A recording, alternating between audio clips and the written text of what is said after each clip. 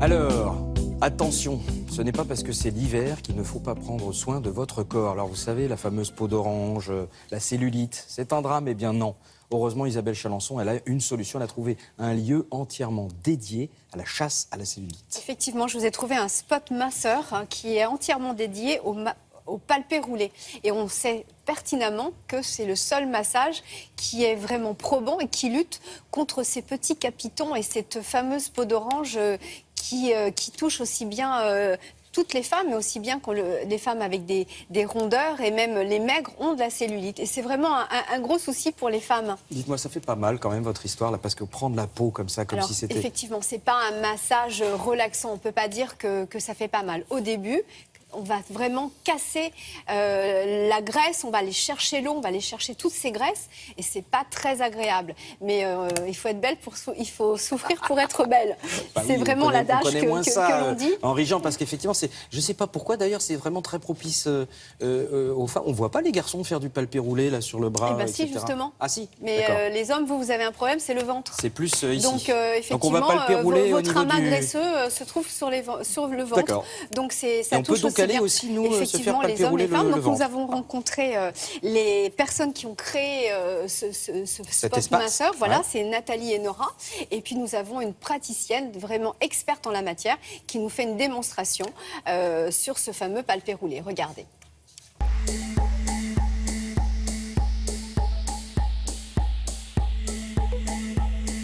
L'ennemi public numéro 1 de la femme, ça reste quand même la cellulite. Ce qui nous chagrine tout un petit peu, c'est l'aspect un peu peau d'orange qui est pas très esthétique. Pour nous, le seul moyen véritablement efficace pour se débarrasser de cet ennemi, c'est vraiment le palpé roulé manuel. Et donc on a créé l'atelier du palpé roulé. On a installé ici en exclusivité un scanner corporel 3D qui nous permet de prendre une image de chaque cliente en 3 dimensions et donc de pouvoir constater l'évolution de la disparition de la cellulite. Chaque palpé roulé dure 45 minutes. Dès la première séance, vous commencez à avoir une amélioration sur la qualité de la peau. Le principe du palpé roulé est de travailler directement la matière graisseuse. On va tout simplement décoller la matière graisseuse du tissu musculaire et par un massage très vigoureux et de différentes techniques, on va permettre aux matières graisseuses d'être détruites directement par le corps. Vous allez avoir dans un premier temps ce qu'on appelle le pétrissage et le palpé roulé qui vont permettre tout simplement de décoller et de travailler de l'intérieur la matière graisseuse. Puis après, on part sur une phase plutôt raffermissante, telle que les pincements jaquets, les coques, les battements, les battages, qui vont permettre de stimuler et donc de raffermir ces tissus.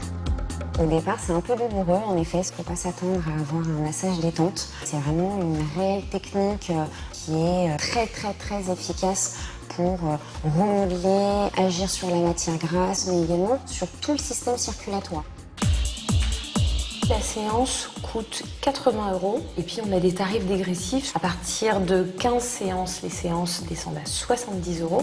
Au bout de 5-6 séances, vous commencez à voir la cellulite s'estomper. Entre 10 et 15 séances, vous obtenez de très bons résultats. Alors, vous nous précisiez qu'en fait, plus il y a de séances et moins c'est douloureux, en fait. Oh, puis c'est moins cher aussi.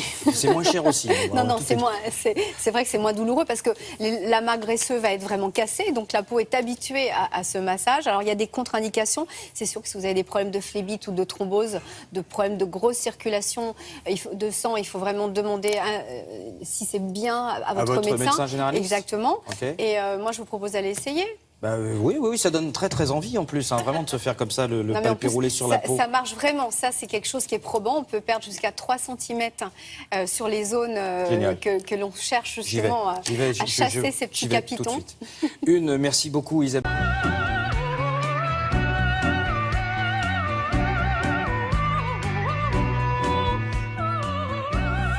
Et oui, La star, la danseuse étoile, le testu. Alors on se souvient de ces moments de gloire à l'Opéra Garnier. Eh bien figurez-vous que même si elle a arrêté Sur toutes aujourd'hui... les scènes du monde d'ailleurs. Sur toutes les scènes du monde, oui, c'est vrai. Mais elle a été quand même sacrée. Au Bolchoï, bien sûr. Elle a été sacrée danseuse et étoile. Effectivement, elle n'a pas besoin de palper rouler.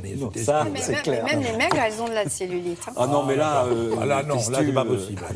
Et donc, pourquoi est-ce qu'on vous parle de cette danseuse étoile? Eh bien, tout simplement parce qu'elle vient de publier son autobiographie et vous avez eu le plaisir de la rencontrer. Oui, parce qu'alors, il y a une chose que je dois raconter qui est magnifique avec Agnès Le Testu, donc danseuse étoile à l'Opéra de Paris, bien évidemment, qu'elle a quitté en 2013, lors d'une soirée d'adieu magnifique, où elle a montré qu'elle était une héroïne romantique, puisqu'elle avait dansé à la fois Garance dans une partie des Enfants du Paradis, et la Camélia dans la chorégraphie magnifique de Joseph Neumeyer, de John Neumeyer, donc elle était très très bien.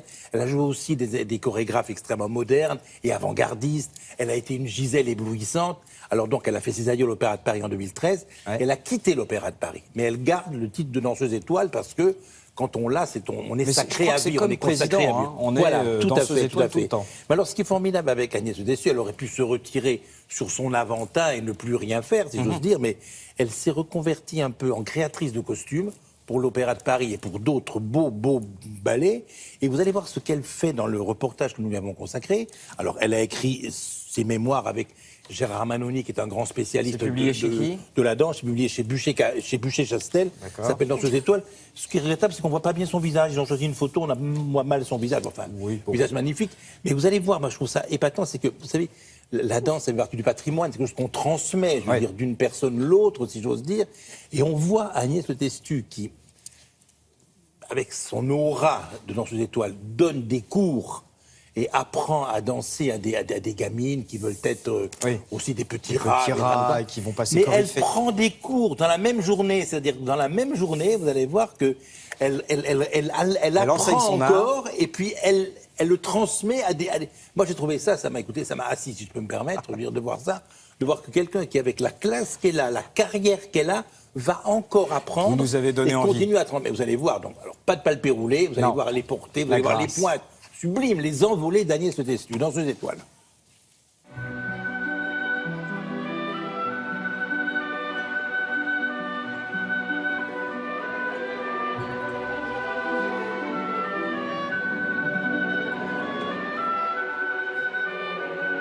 J'ai commencé à vraiment connaître la danse et l'aimer en commençant les cours de danse, puisque la première motivation, ça avait été de porter le costume. Mais très très vite, j'ai été intéressée et passionnée par le côté technique et le côté travail quotidien, progrès petit à petit. Mais finalement, on a quand même envie de continuer et de voir ce qu'il y a encore après. Et ensuite, quand on arrive à maîtriser tout ça comme on maîtrise une langue et pouvoir s'en servir comme un comédien qui dit un texte, mais en fait, c'est là que tout devient très intéressant.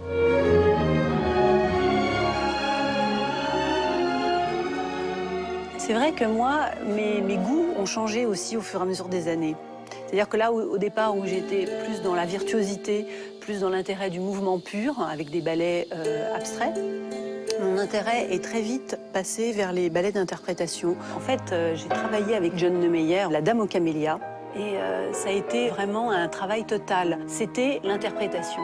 Et on ne parlait plus de tente à pointe, lève ta jambe, mets-toi en dehors. C'était le jeu d'acteur, c'était la mise en scène, les sentiments entre un personnage et un autre. Et ça, c'était vraiment passionnant, parce que tout d'un coup, on comprend pourquoi on a passé toutes ces années à la barre et toutes ces années à transpirer. C'est pour, tout d'un coup, se servir de ça et rêver, quoi, être sur scène et s'envoler.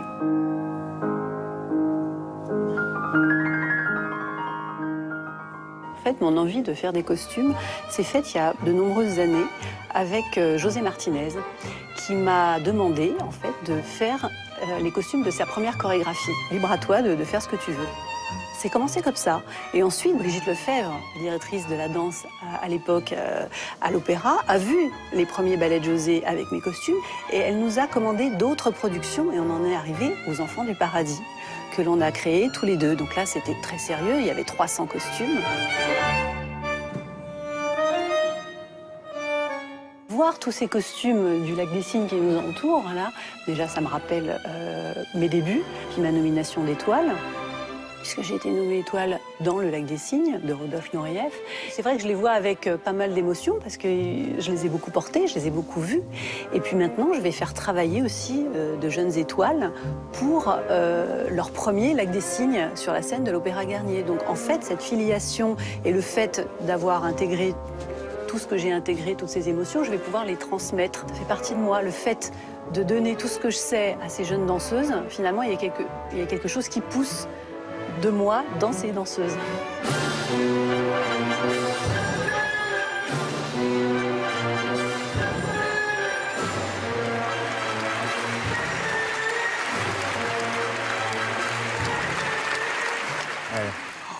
Ce sont ces adieux. Ah oui, c'était la nuit des adieux, le 13 octobre. Je veux dire, c'était magnifique. Regardez ça, sur les larmes. Alors, on a vu des extraits d'un film qui était consacré à Agnès Le Testu, Oui. par Marlène Ionesco, qui s'appelle L'apogée d'une étoile. Et quand j'ai dit qu'elle arrête de danser à l'opéra, encore que l'opéra peut lui redemander de venir en vedette invitée, mais elle fait des galas hors de l'opéra et elle continue à vivre sur les pointes et en s'envolant. Agnès Le Testu. Magnifique. Et on a vu évidemment le Et DVD les pour costumes revoir sublimes, vous avez vu, ces magnifique. instants. Merci beaucoup. Maintenant, nous...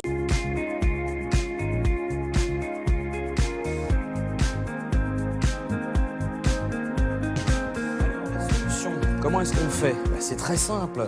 On demande à l'experte, celle qui est allée du Cambodge jusqu'en bas de la Patagonie, dans tous les endroits du monde, de nous trouver des destinations qui soient abordables. Oui, et en France. Et en France. Et en France. Parce que soit le porte-monnaie fait grise mine, soit vous manquez de temps. Ouais. Eh bien, moi, je vous propose de rester dans notre magnifique pays aussi et d'avoir l'illusion de voyager à travers 3 adresses. La première, elle est à Dinard, en Ille-et-Vilaine.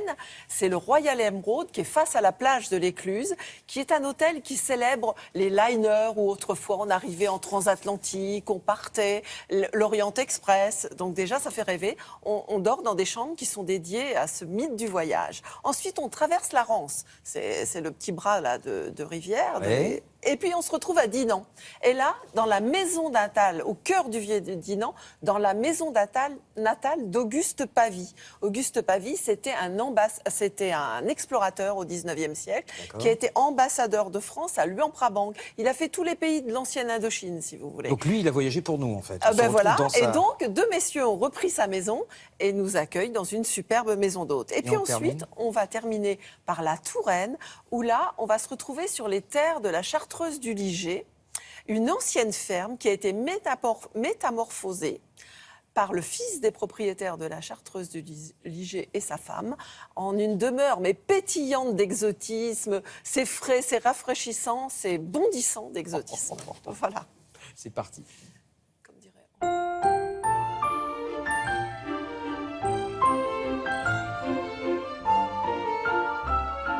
On souhaitait raconter l'histoire de Dinard, qui est une station balnéaire qui a connu son essor au début du 19e avec les bains de mer, et donc qui était fréquentée par différentes personnes venant des 4 coins du monde.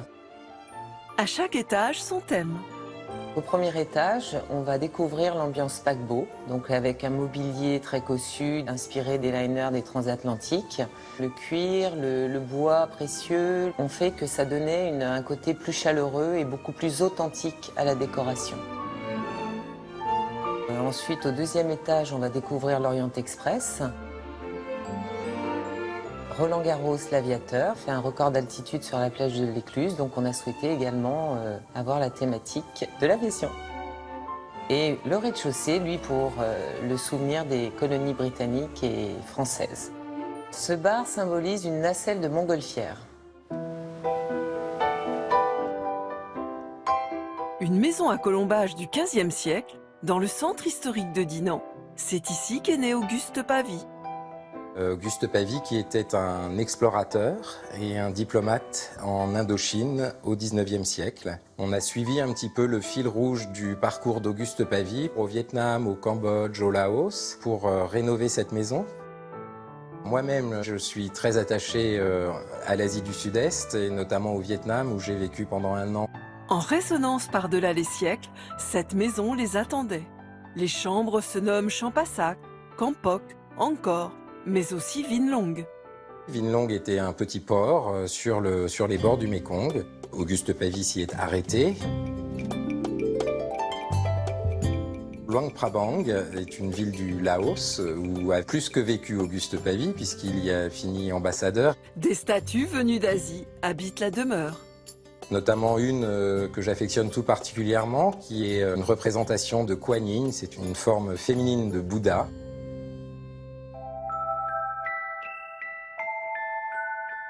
En Touraine, sur les terres de la Chartreuse du Liger, une vieille ferme abandonnée s'est réveillée tout en beauté. J'aime beaucoup les couleurs, c'est mon métier, parce que j'ai dirigé pendant 20 ans un bureau de style qui était spécialisé en linge de maison et où la couleur était maîtresse. Et un jour, je vais chez un grand fabricant de papier et je tombe en extase devant ces animaux du monde entier, les kangourous, les perroquets, les éléphants. Il a un succès fou et tout le monde adore ce triptyque. En Pologne, lors d'un voyage, nous avons trouvé ces magnifiques oiseaux colorés. Comme on a beaucoup voyagé tous les deux, on a un peu mis nos petits souvenirs de voyage dans les chambres. Dans la chambre exotique, vous avez le Souzani qui est sur le lit, qui est un textile brodé d'Europe de l'Est, les coussins qui viennent de Pologne. Dans la chambre romantique, le tissu, c'est une indienne du 18e.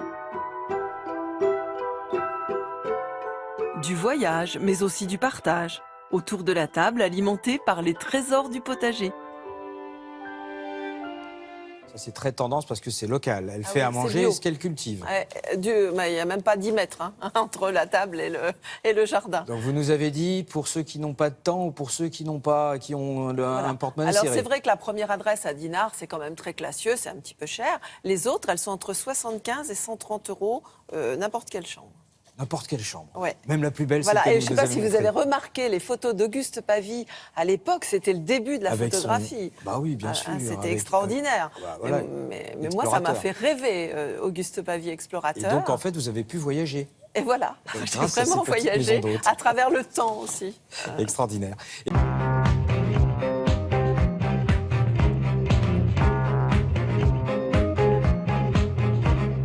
Et en même temps, j'en profite pour dire bonjour à Mélanie qui vient de nous rejoindre.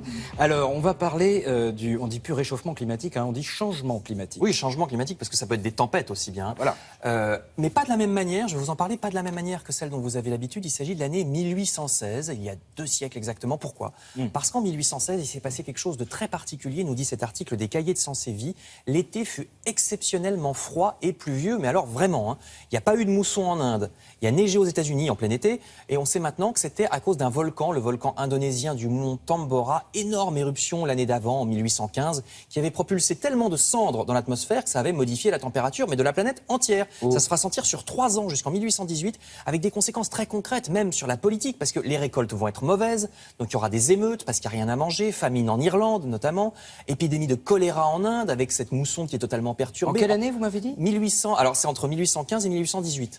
D'accord. En Chine, les paysans vont se mettre à cultiver l'opium parce qu'il pousse plus facilement quand les conditions sont mauvaises. Donc vous imaginez, ça va être le démarrage de la drogue à grande échelle avec la culture du pavot à opium, c'est-à-dire l'héroïne et la morphine. Donc c'est un livre qui raconte toutes les conséquences de cette éruption volcanique. Livre historique, vous voyez, dont le titre est L'année sans été par un universitaire américain, le professeur Darcy Wood. Il a compulsé les documents de l'époque. Et si c'est un livre historique, ça doit aussi évidemment nous faire penser aux évolutions futures pour nous actuellement, puisqu'avec le changement climatique d'origine humaine, cette fois à cause de notre pollution, eh ben, il y aura aussi probablement des conséquences importantes sur le cours de notre histoire, avec peut-être moins de récoltes. Alors pour ce qui est de l'année 1816, je vous renvoie à cet article des Cahiers de Sciences et Vie et au livre qui sort en français aux éditions La Découverte. Puis on peut aussi imaginer, vous savez, avec l'augmentation du niveau des eaux, des gens qui habitent au Bangladesh qui devront partir, etc., etc. Il y a vraiment beaucoup de choses à imaginer. On parle même de réfugiés climatiques, donc on ne fait pas que l'imaginer. Exactement. Toujours une histoire de météo, nous entrons dans les jours sombres. Il faut prendre soin de notre corps. Avec novembre qui approche, Top Santé nous donne donc la liste des aliments antimicrobes pour éviter les rhumes et préparer un bon hiver. Alors le brocoli, c'est très connu, hein. Ça augmente les dépenses, les défenses immunitaires. Pourquoi vous dites le brocoli, c'est très connu? Ah, c'est assez connu, c'est comme aliment santé. Mais oui, comme aliment santé. C'est plein de vitamines, les brocolis. Mais bien sûr, c'est très connu. Eh ben, c'est très connu, je vous C'est l'apprends. très connu. On pouvait même, c'est moins connu, on peut même le manger cru. Vous râpez la surface, les petites fleurettes, là, ça fait une petite semoule, vous voyez, pour faire une entrée. Vous faites ça comme ça chez vous, par exemple, le week-end, vous dites tiens, je vais me faire une petite Râpons du semoule de brocoli, brocoli. mais fréquemment. En famille, Ah, allez. je me lève en pleine nuit, je râpe du brocoli. Ça garde les vitamines, comme si on le mange cru. Mangeons aussi du citron plein d'antioxydants, un jus de citron pressé dans un verre d'eau chaude, ça fait une tisane, vous mettez du miel ou alors dans l'eau froide aussi. Oui. Avec de l'ail, également super, pas le citron, hein. On peut manger de l'ail, vous mettez de l'ail dans vos plats en fin de cuisson, mais oui, anti-cancer, en fin de cuisson parce que comme moins c'est cuit, l'ail mieux c'est, hein, ça garde les vitamines. Mangeons aussi de la choucroute, alors ça c'est pas connu, la choucroute, vous pouvez la manger crue, vous pouvez la manger cuite comme c'est normal, mais la manger crue aussi comme une salade, vous mettez une vinaigrette sur de la choucroute froide, mais oui, vous avez jamais... Mais dites-moi, vous avez des repas absolument passionnants, vous devriez écrire un livre. Mangeons original, non mais c'est déjà dans Top Santé, c'est pas la peine. C'est dommage. Mangeons du miel, mangeons des kiwis, des yaourts maison, etc. On peut combiner infusion miel-citron ou bien du miel dans un yaourt. Donc il y a toute la liste. Vous découvrirez tout ça, Thomas, dans Top Santé. Celui-là, on va se l'acheter. Hein. Voilà. Top Santé, oui, collector. Et puis pas besoin de prétexte santé pour cet article de Modes et Travaux qui nous rappelle que nous sommes dans la saison de la châtaigne, que ce soit la petite châtaigne ou le gros marron, fruit d'automne par excellence. Vous pourrez faire vous-même aussi de la purée de châtaigne ou bien... alors vous pouvez faire des petits roulés, vous voyez, c'est très simple hein, avec de la crème de marron et de la pâte feuilletée, vous voyez, pour les recettes sucrées. Il y a aussi du salé, vous pouvez faire une poêlée de champignons et de châtaigne sur des tartines.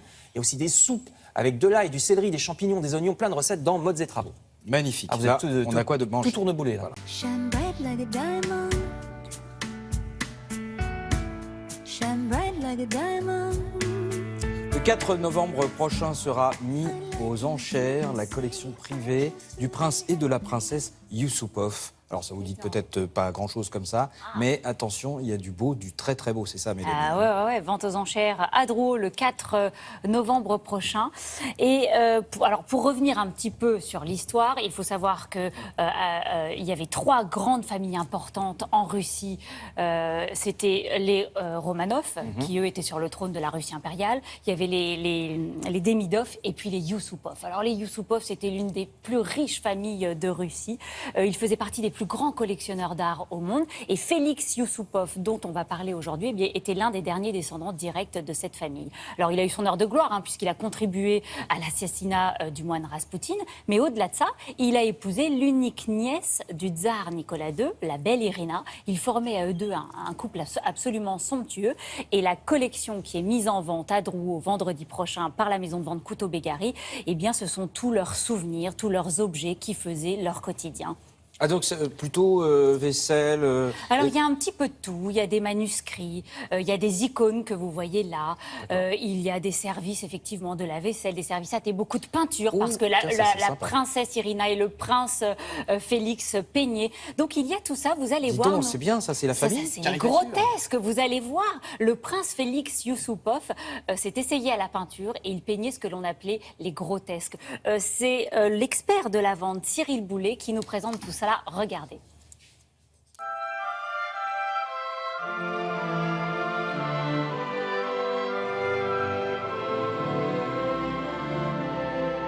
Dans cette vente, nous allons trouver plus de 270 objets qui ont fait le quotidien du prince et la princesse Félix Yusupov. Le service à thé qu'ils utilisaient tous les jours, des tenues, des icônes, des tableaux, des décors, également de la correspondance et notamment des dessins, des caricatures que le couple dessinait.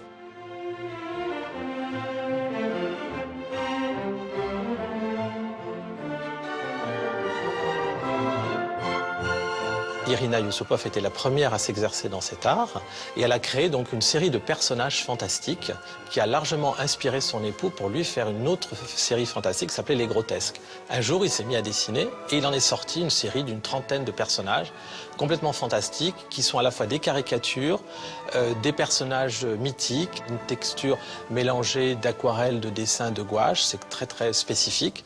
Et donc il a créé avec une impulsion comme ça féerique, donc pendant des nuits, des jours et des jours, et il a arrêté du jour au lendemain. Il a dit effectivement qu'il avait fait le tour de son art et que maintenant il passait à autre chose.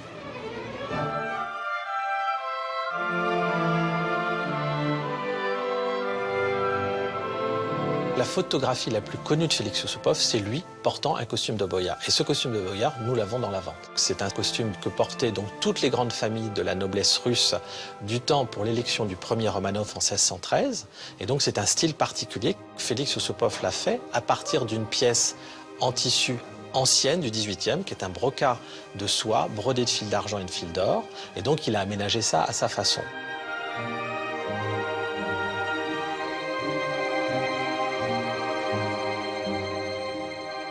Alors bien sûr, il ne peut pas y avoir de vente russe sans icône, puisque ça fait partie de l'imaginaire et du quotidien des orthodoxes. C'est un objet de liturgie, c'est un objet qu'on vénère, et chaque personne à sa naissance reçoit une icône du prénom de son nom. Et des icônes qui sont, en fonction des moyens du propriétaire, plus rares, plus précieuses que d'autres. On a 2 icônes, une qui était en hémopolychrome cloisonné qui appartenait à la princesse Irina. Ça, c'est un travail d'orfèvrerie typiquement russe, où chaque parcelle est isolée pour une couleur différente. Ça donne le sentiment d'être un travail un peu byzantin, un peu oriental. Et une autre qui était en argent, qui a été faite par un grand orfèvre de Kratchev, qui est le concurrent de Fabergé, représentant un Christ Pantocrator, qui appartenait au prince Félix Yusupov.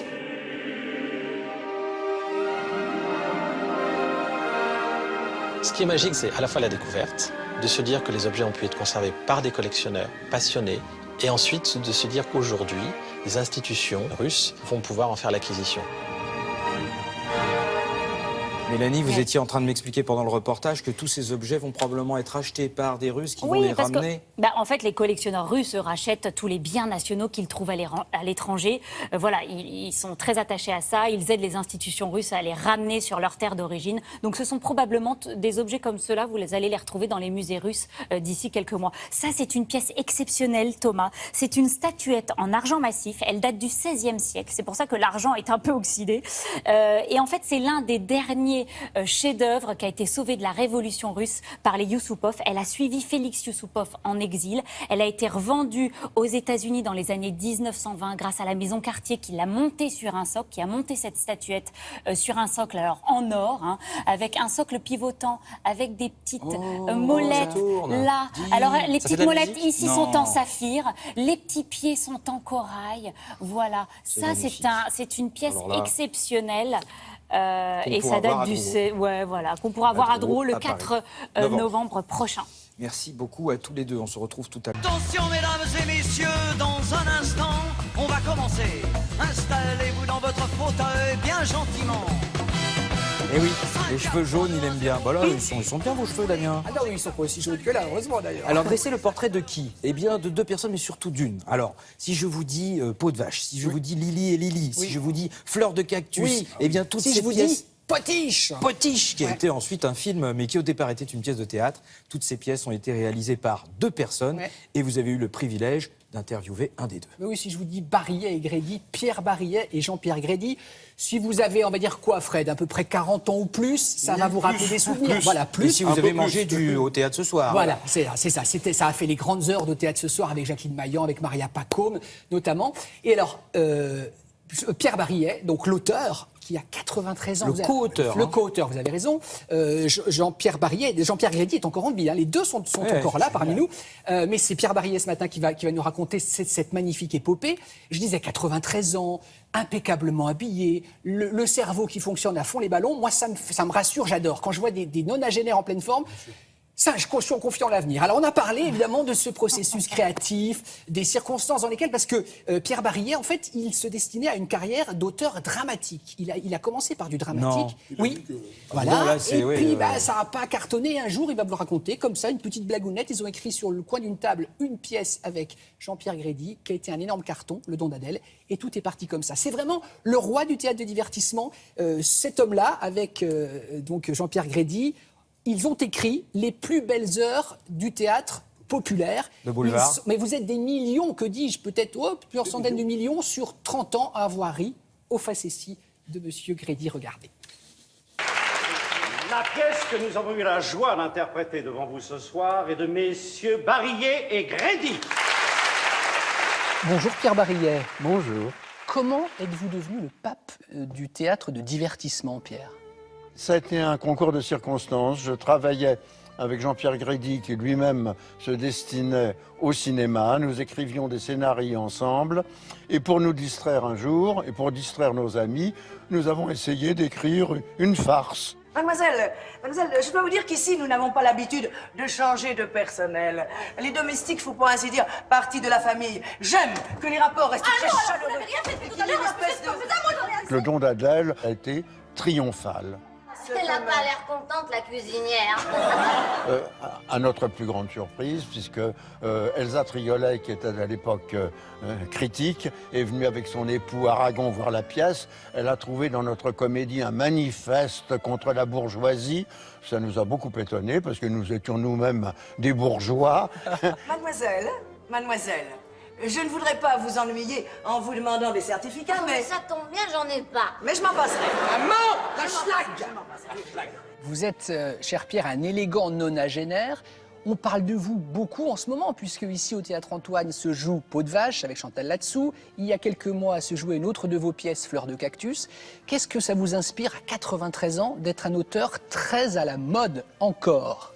Mais écoutez, je trouve que c'est une chance inespérée. En général, ces satisfactions-là sont posthumes. Nous avons la chance d'être encore vivants et de pouvoir en profiter. Vous avez eu 2 énormes ambassadrices en la personne de Jacqueline Maillan et de Sophie Desmarais. Elles ont un point commun, ces 2 actrices, c'était des tempéraments, c'était des femmes avec une force comique sur scène incroyable. Oui, ça a été beaucoup de chance. C'est vrai que Sophie Desmarais était la première à nous inspirer. Oh non, mais qu'est-ce que c'est que ces ploucs? Oh non, on traite de plus. Elle n'aimait pas jouer. C'était un cas très très bizarre, n'est-ce pas? Et quand on lui écrivait un rôle, elle disait oh, surtout faites-le-moi très court, faites-le-moi très court. Alors là, elle a raison, Joël. Je ne suis vraiment qu'une potiche. Et Jacqueline Maillan? Ouais, une potiche? Ah oui, je suis là posée dans un coin, j'ai pas le droit de penser. Ni de oh, m'exprimer. Jacqueline Maillan, qui était quand même d'un comique exceptionnel et très original, voulait aussi être dramatique. Quand nous avons écrit Folamanda pour elle, elle nous dit « Faites-moi une scène dramatique ». Ce que nous avions fait, on n'avait jamais ri autant qu'au cours de cette scène. On lui a dit « Mais Jacqueline, écoute vraiment, qu'est-ce qui se passe ?» Elle a dit « Oui, j'imposais le silence. » Mais ce silence était si tragique pour moi que ça me faisait peur. Donc, il a fallu que je fasse rire. Mais alors, vous croyez tout permis, monsieur le ministre? Quels sont les ingrédients pour faire une pièce comique qui fait rire les spectateurs? Les ingrédients, je ne saurais trop vous dire, mais je vous donnerai un conseil que m'avait donné Cocteau et que j'ai toujours écouté. Il m'a dit, quand j'écris une pièce, commence par la fin. Sache comment elle se terminera. À ce moment-là, tu peux commencer à écrire. La pièce que nous avons jouée devant vous est de Barry et Grady. Merci, cher Pierre, merci beaucoup. Eh bien, merci à vous. Effectivement, lui, il a une, c'est pas une banane qu'il a. Mais il écrit encore des scénarios, là, il bosse en ce moment. Alors d'ailleurs, la pièce dont on parlait, Peau de vache, oui, elle est à l'affiche du Théâtre Antoine avec la divine Chantal Latsou, digne héritière des Maillans et des Marais, évidemment, et Maria Pacôme. Donc au Théâtre Antoine, vous marrez, mise en scène de Michel Faux. Voilà, on salue messieurs Barillet et Grédy devant la télé ce matin.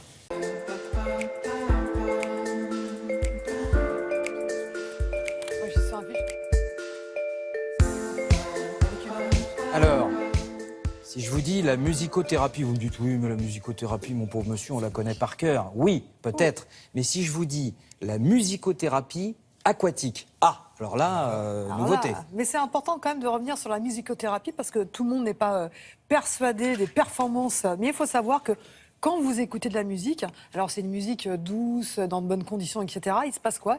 Il y a des choses qui changent dans votre corps. Par exemple, votre rythme cardiaque, votre rythme respiratoire s'apaise. La tension artérielle ainsi que les hormones de stress diminuent et dans le même temps, les hormones du plaisir, les endorphines, montrent un pic. C'est-à-dire que vous sécrétez davantage d'hormones du plaisir. Donc vous vous sentez beaucoup mieux en écoutant de la musique. Et c'est pour cette raison, c'est vraiment la musicothérapie rentre maintenant dans les services hospitaliers. On sait que par exemple en neurologie, des médecins font confiance à la musicothérapie pour diminuer certaines douleurs qui sont rebelles. Et donc, vraiment, dans des services, il y a des gens, des musicothérapeutes qui viennent apporter cette technique pour soulager les patients. Pour la musicothérapie ça, classique. c'est pour la musicothérapie. Mais il faut vous dire que ça marche. Ouais. Mais quand, en plus, vous vous immergez, vous vous mettez dans une eau qui est à 33 degrés, vous vous retrouvez, c'est dangereux, vous vous retrouvez dans une position fétale. Vous voyez, comme dans le liquide amniotique, vous vous sentez bien, vous vous relâchez, et là, la musique arrive vers vous, les vibrations, elles sont encore accentuées, et là, vous avez vraiment, je l'ai vécu, vous avez vraiment l'impression de planer. Explication en images et sous l'eau.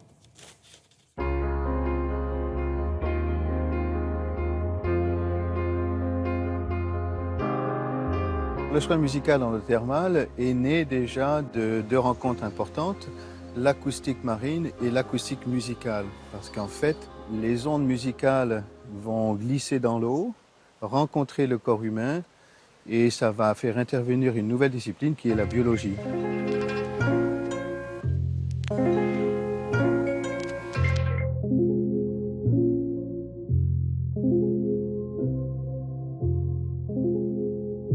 Lorsque nous écoutons dans l'eau des musiques subaquatiques, parce qu'il y a une grande différence entre les musiques aériennes et les musiques subaquatiques, nous retrouvons en fait des perceptions, des sensations qui réenclenchent les motricités, la parole, les émotions, même l'intellect.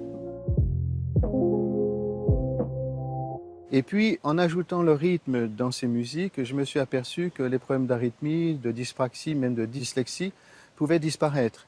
Donc nous l'avons appliqué au domaine de la rééducation. Et bien sûr, comme nous touchons le système nerveux dans son intégralité, puisque la musique traverse tout le corps, eh bien, nous avons des applications aussi bien pour les grandes souffrances telles que les maladies de Parkinson, ou les dépressions nerveuses, ou la fibromyalgie. La séance du soin musical démarre d'abord avec un test de sensibilité. Parce qu'en fait, je ne peux pas faire passer des musiques dans l'eau qui ne correspondraient pas à la sensibilité de la personne et à ses goûts et à ses choix aussi. Enchantée. Je vous invite à vous asseoir ici. Donc nous faisons un petit test et après ce test-là, la personne prend conscience que le son est véhiculé et vibre dans tout son corps. Donc elle est prête à rentrer dans l'eau. Dans l'eau, donc pendant le soin musical en eau thermale, nous portons les personnes, nous les accompagnons. Nous accompagnons même les mouvements, en fait, tels qu'un ostéopathe qui travaillerait dans l'eau. Mais là, c'est la musique qui fait tout son travail. À la suite, donc, du soin musical en eau thermale, nous proposons un bilan pour découvrir les améliorations que la personne a pu enclencher en elle. Donc, souvent, c'est une fluidité corporelle, c'est un langage plus fluide, c'est un stress qui a disparu.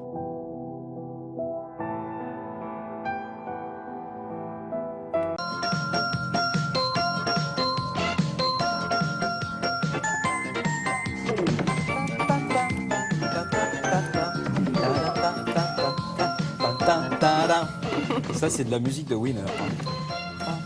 Ben oui, ça vous rappelle quelque chose, c'est normal. C'est un générique de jeu télévisé très suivi. Alors pourquoi est-ce que je vous parle de jeux télévisés? Eh bien parce qu'avec Marie Mamjoglou, de temps en temps, on aime bien remonter dans le temps sur des sujets. Et là, quel est le sujet? Justement, les jeux télévisés. C'est ça, Marie? Oui, c'est exactement ça. Oui, parce que ça fait maintenant plus de 60 ans que ça existe. 60 ans. La toute première émission, c'était exactement le 25 octobre 1954 et c'était avec Télématch. C'était présenté par Pierre Bellemare, j'arrivais à le dire. Ouais. Et le principe, c'était toujours le même, évidemment, répondre à des questions de culture générale. Alors voilà, donc des émissions de jeux, il y en a eu beaucoup. Moi, je vous ai fait avec Lina, évidemment, un petit mix comme ça de choses très rigolotes, mais il y a des émissions cultissimes, comme par exemple Le mot le plus long, avec le compte est bon, qui a donné évidemment les chiffres. Et des lettres. Vous savez qu'à l'époque, il y avait 7 millions de téléspectateurs tous les soirs qui regardaient les chiffres des lettres. Ils arrêtaient tout. Énorme, c'était énorme. Ouais. Ils arrêtaient de vivre pour regarder cette émission. Et puis une autre émission phare qui était vraiment l'émission de l'été en France, qui a été très longtemps. Vous devinez pas laquelle? C'était juste l'été. C'était pendant des petites Guilux, vachettes. Zitrone. Ouais, c'est ça. Interville. On va tout de suite commencer le petit reportage avec justement Léon Zitrone. Léon Zitrone, regardez. Messieurs, si ça ne va pas, je vais être obligé d'annuler l'épreuve. Voulez-vous poser le coude? Voulez-vous poser le coude? Messieurs, si vous ne vous êtes pas... Guilux, ces messieurs ont de la difficulté pour poser le coude. Ils ont eux-mêmes choisi la table. Je vous propose d'annuler le jeu. Le jury de Prix de Beauté a retenu les 6 candidates qui ressemblaient le plus à la Joconde. Alors vous allez prendre la pose de la Joconde, le sourire, les yeux légèrement sur la gauche. Merci. Alors voici mademoiselle Simone Giraudon, candidate numéro 2. Votre nom, s'il vous plaît? Pierre Lavinas. Pierre Lavinas. Votre question, vous regardez là. Est-ce que le meshbik sert au cimentier? Maintenant, on va bientôt passer à table. Maintenant. Est-ce que le... Je vous ai dit. oui, Est-ce que enfin, ça sert au cimentier? Au cimentier.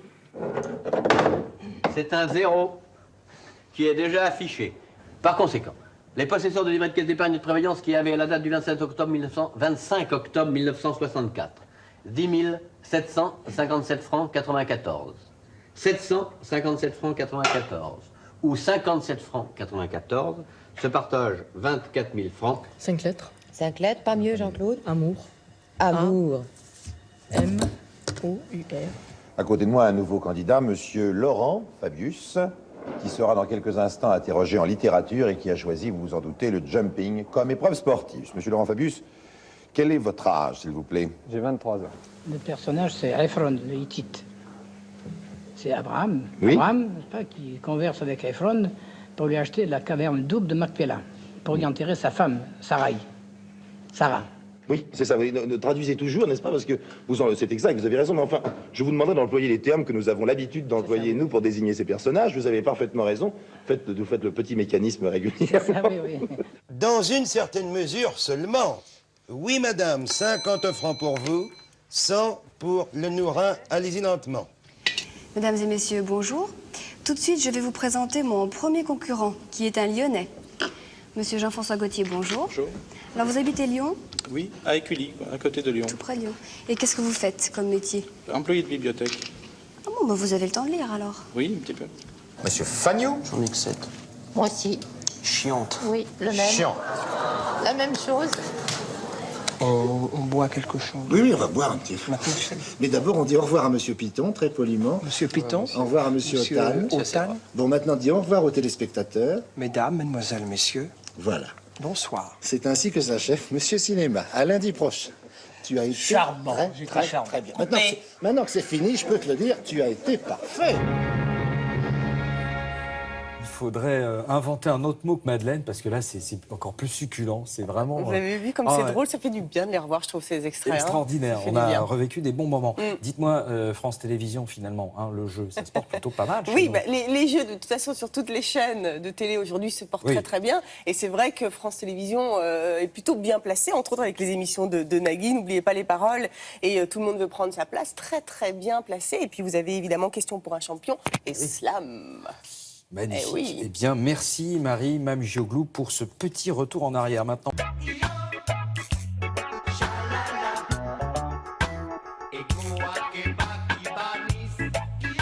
Ça, c'est du reggae? Non, c'est du reggae basque.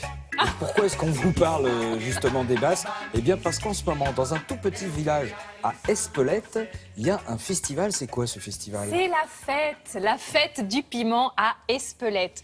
Tout est rouge, tout est festif. Vous imaginez, on est dans le Pays Basque, c'est les bandades, c'est la pelote basque, c'est les marchés, avec ces cordes magnifiques de piment frais. Tout ce rouge, voilà, anime les rues. Vous avez des concerts, c'est vraiment la fête sur tout le week-end. Ça commence aujourd'hui et demain. Et pour le coup, j'avais entrepris jeudi de cuisiner de l'entrée au dessert avec du piment d'Espelette. Alors, on a déjà eu le petit on a la petite entrée au terrine, fromage de chèvre. oui, avec voilà, du fromage de chèvre, du piment d'Espelette en entrée. Hier, on vous parlait de ce plat mijoté avec du veau et des poivrons. Et aujourd'hui, on passe au dessert. Et oui, avec du piment. Oh. C'est possible. Et je vais vous dire que le chocolat se marie très, très bien avec le piment d'Espelette. Alors, le chocolat, la mousse au chocolat ou le moelleux au chocolat. Et alors, une fois n'est pas coutume, je suis en cette période très chocolatée, puisqu'on a beaucoup de salons du chocolat, tombée sur une recette de Pierre Hermé. Et je me suis dit, eh ben, pour une fois, je vais refaire cette recette parce que il faut, être correct dans les dosages, parce que vous maniez quand même le piment dans un dessert, donc il y a l'Espelette, et il y a aussi ce petit piment, on n'en met que 4 gouttes dans le dessert. Vous voyez lequel je veux parler? En plus il porte un nom, c'est ça. Voilà, c'est ça. Alors, on peut pas dire, mais on voit. Mais voilà, on va le voir tout de suite dans la recette. Voici les ingrédients pour réaliser notre moelleux au chocolat avec des framboises et du piment d'Espelette. Alors, du beurre, des œufs, du chocolat, de la farine, du piment d'Espelette, d'espelette, quelques gouttes de piment donc liquide que vous voyez au fond de l'image à droite et des framboises fraîches. Alors, bon, vous avez préchauffé votre four, ça c'est fait. Nous allons commencer par faire fondre le chocolat au bain-marie. Donc là, on a 250 g de chocolat noir. On le fait fondre doucement. Vous pouvez opter pour le micro-ondes pour le faire fondre, mais dans ce cas-là, allez-y par à-coups. Vous voyez, vous vérifiez que ça ne brûle pas, vous y allez tout doucement. Alors on le met sur un truc moins puissant que voilà. à 90 ou à 180. Oui, absolument. Ensuite, là, on va mélanger les petits dés de beurre, je les coupais en petits dés, avec le sucre. Donc, je le fais au robot parce qu'il faut bien blanchir tout ça. Alors, finalement, c'est le robot qui va faire le boulot. On a mélangé 250 g de beurre doux avec 220 g de sucre semoule. Donc, on mélange tout ça. Et ensuite, nous allons ajouter les œufs. Donc, on a 4 œufs pour cette recette. Alors, on les ajoute soit directement comme ça dans le bol du robot ou par précaution, on peut les casser dans un petit ramequin et les ajouter ensuite. Ça évite... Oui, c'est ça. Ça évite le croustillant, voyez-vous. Et ensuite, on va bien sûr mettre notre chocolat fondu sur notre petit mélange. On laisse toujours le robot travailler et on va ajouter un peu de farine. Pour cette recette, on a 70 g de farine. Et là, en bas, je rajoute 4 petites gouttes de ce fameux piment. Mais pas plus. Mais pas plus. Écoutez, Pierre Hermé a cela de magique, c'est que voilà, ce sont des grands chefs. Et là, je rajoute l'espelette. Alors, l'espelette, on a mis autour de 5 g de piment d'espelette. Vous pouvez monter en dessous, jusqu'à 10, mais vraiment maximum. Après, ça dépend de votre palais. Vous voyez ce que je veux dire? Il a dit 5 grammes, mais voilà, le chef a bien équilibré les choses, évidemment. Donc ensuite, vous mettez tout ça dans le moule, quelques petites framboises, en avant au four, 180 degrés, et il n'y a plus qu'à déguster. Voilà, donc vous allez voir, c'est surprenant. À la fois, ça n'emporte pas du tout le palais. Il y a une deuxième sensation qui arrive avec le piment qui, bien sûr, relève tout ça. Et ça se marie vraiment très bien. Le chocolat et l'espelette, un vrai mariage d'amour. Vous savez quand même qu'il faut, pour faire 1 kg de poudre de piment fort d'espelette, il nous faut 8 kg de piment frais. Ah oui. Donc vous voyez, c'est vrai que ces petits pots bénéficient d'une AOC, une appellation d'origine contrôlée. Ça, c'est une vraie garantie pour le consommateur.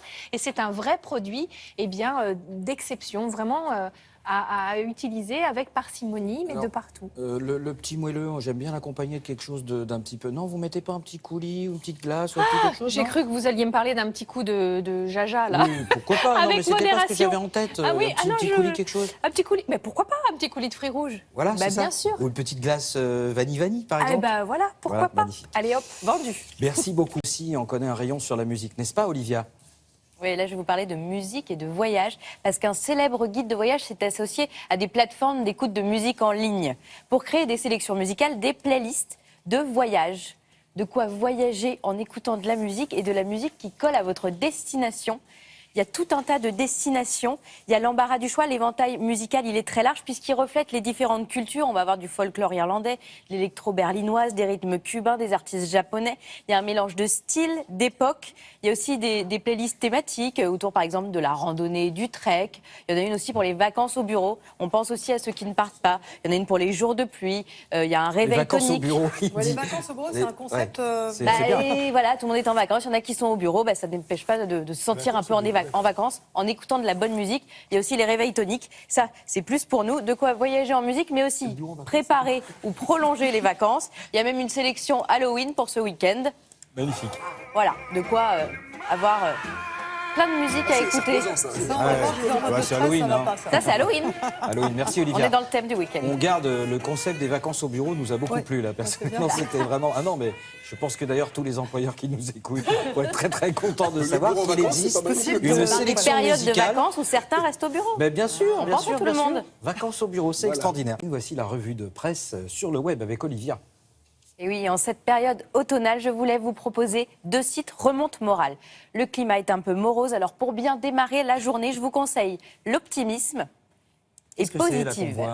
C'est-à-dire que ce sont des sites qui ne vont vous donner que des bonnes nouvelles. Là-dessus, on prend une bouffée de bonne humeur, on a le sourire. Il y a aussi de bonnes nouvelles, de belles initiatives. Ces sites les relaient. Voilà, si vous dites j'en ai marre d'entendre des mauvaises nouvelles, évidemment, on n'ignore pas les mauvaises nouvelles, mais on a aussi le droit de voir qu'il y a de belles initiatives, des choses positives. On voit le verre à moitié plein et ça fait du bien. Et puis ça, c'est pour ce qui est des bonnes nouvelles. Il y a un autre site qui a retenu notre attention. Il s'appelle Lifestyle Paris. Si vous êtes parisien ou de passage en week-end dans la capitale, vous allez trouver une mine de bonnes adresses, d'infos, de sorties culturelles. Tous les mercredis, il y a une spéciale enfant avec plein d'idées de sorties avec une foule de bons plans. Il y a de la déco, de la beauté. Ça aussi, si on habite en dehors de Paris, on peut y aller pour ça. Il y a des petits cadeaux chaque semaine pour les lecteurs. Ça s'appelle Lifestyle Paris. Voilà, entre l'optimisme, Positiver et Lifestyle, je pense que vous avez votre petite revue de web pour le week-end. Avec ça, là, maintenant, il ne reste plus qu'à regarder Télématin. C'est ce que vous faites, c'est très bien. Il faut continuer.